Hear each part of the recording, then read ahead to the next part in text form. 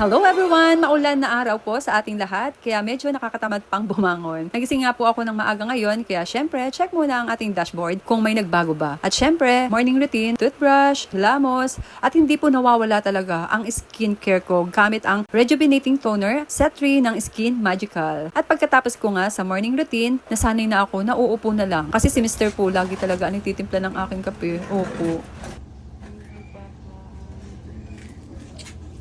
At syempre, mabilis ang breakfast po. Kasi nga po, meron pa po akong editing at mga content. Pero syempre guys, hindi nawawala ang aking pagtawa.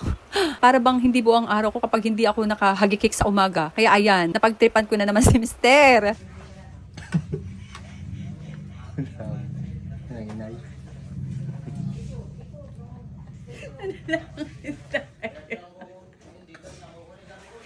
Langit tayo. Ano lang? Kapag nakakagaw.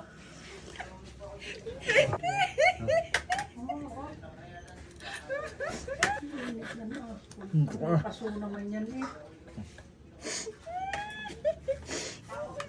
After ko mag-breakfast, back to work na naman. Edit, check na mga message, o kaya naman, mag-shoot ng content. Ganyan po ang buhay ko bilang content creator. Multitasking is real. Oh yes, nabubulol pa ako. At syempre, kahit content creator ako, na busy sa trabaho, hindi pa rin nawawala sa akin ang pagiging lola. Oh, yan saya. Tuwing umaga po, kinukuha ko po talaga si Jaden para naman makatulog ng ayos ang kanyang mami. At yan na po ang nagiging buhay ko sa maghapon. Edit, content, at bilang pahinga sa pagiging content creator, ayan, nilalaro ko po ang aking apo. Kapag nakakapagod na sa pagiging content creator, ang sarap maging lola. Nakakatanggal po pala ng stress, pagod. At syempre, lahat naman po tayo ay deserve na magpahinga. Ang pahinga po ay hindi lamang para sa katawan, kundi para rin sa puso at isip. Kahit gaano ka busy, deserve mong huminga, mag-recharge, magtiwala sa plano ni Lord. Yun lamang po. Thank you so much guys for watching. Don't forget to rest and pray. Like, comment, and share kung relate ka sa pagod pero laban. Love you all and God bless!